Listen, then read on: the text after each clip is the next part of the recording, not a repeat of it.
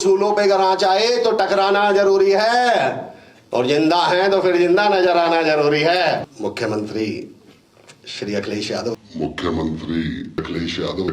पूर्व विधायक निकल गया था तो वो एमपी बन गए थे। पॉजिटिविटी तो ऐसी होनी चाहिए कि हम लोग मुश्किलों से हम डर जाएं।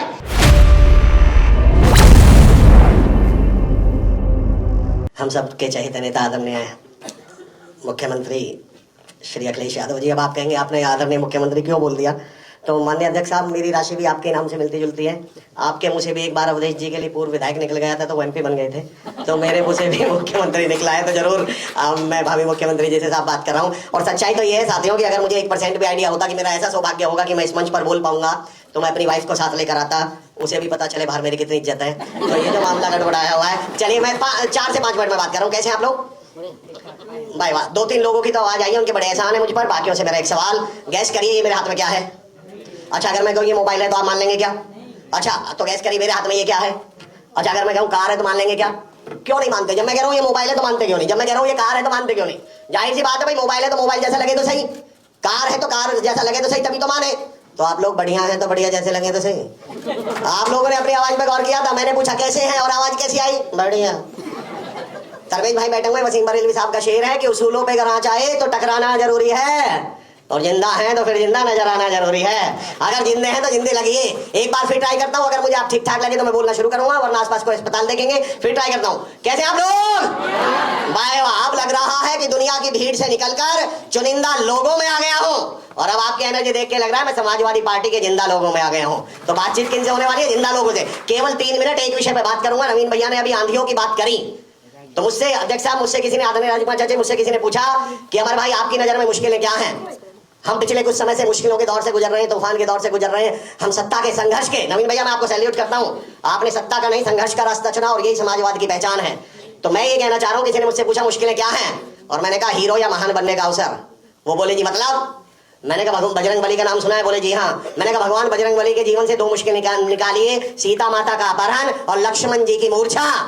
अगर ये दोनों मुश्किलें निकाल जाएं तो फिर वो भगवान बजरंग बली नहीं बचेंगे, एक साधारण व्यक्ति रह जाएंगे। भगवान राम के जीवन से अगर सीता माता का अपहरण और 14 वर्ष का वनवास निकाल दिया जाए तो वो एक साधारण व्यक्ति रह जाएंगे, साधारण राजकुमार रह जाएंगे। मुश्किलों ने एक को राजा भगवान बजरंग बली बना दिया और एक राजकुमार को भगवान राम बना दिया। वही मुश्किलें हम समाजवादियों को अगले सत्र में माननीय अखिलेश यादव जी को मुख्यमंत्री और आप सबको उसका सत्ता का हिस्सा बनाने वाली है। बस मेरी आपसे निवेदन ये है, राजेंद्र साहब की एक लाइन है, इन मुश्किलों से डरना नहीं है। अच्छा बताइए, 2 लोग हॉस्पिटल में एडमिट हैं, दोनों की हार्ट बीट बता रहा हूं, दोनों का मतलब बताइएगा। ऊपर वाले की हार्ट बीट बिल्कुल ऐसे सीधे चल रही है और नीचे वाले की हार्ट बीट ऐसे ऊपर नीचे चल रही है, दोनों का मतलब बताइए। ऊपर वाला ऊपर वाले के पास गया और नीचे वाला, पर उसकी जिंदगी में तो देखिए उतार चढ़ाव चल रहे हैं। अरे उतार चढ़ाव चल रहे हैं तभी तो जिंदा है। और हम सबसे पहली गलती क्या करते हैं? मंदिर मस्जिद गुरुद्वारा जाएंगे, माथा टेकेंगे और भगवान से पहली प्रार्थना क्या करेंगे? हे मेरे मालिक, मेरी जिंदगी में उतार चढ़ाव मत दे। शुक्र करो सुन नहीं रहा, बुला लेगा।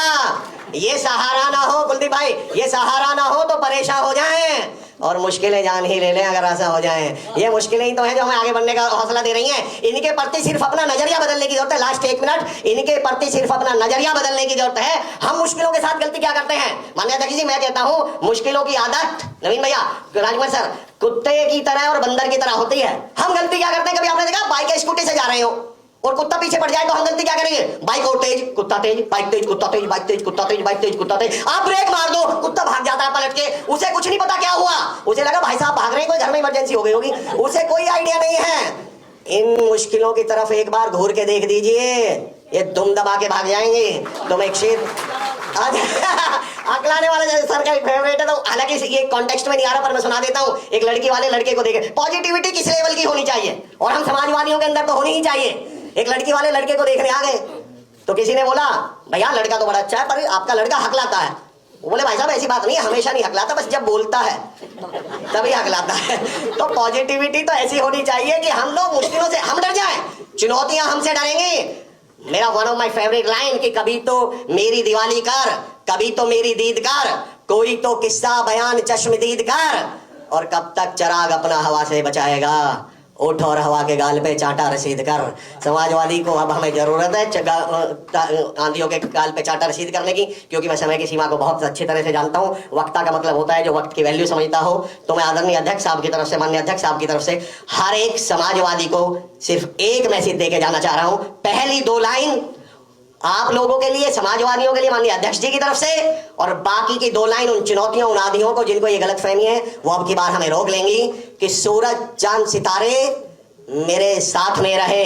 ये माननीय अध्यक्ष जी की तरफ से हम सब के लिए कि सूरज चांद सितारे मेरे साथ में रहे जब तक तुम्हारे हाथ मेरे हाथ में रहे। और 2 लाइन चुनौतियों को कि शाखों से टूट जाएं वो पत्ते नहीं है हम। आंधी से कोई कह दे कि औकात में रहे।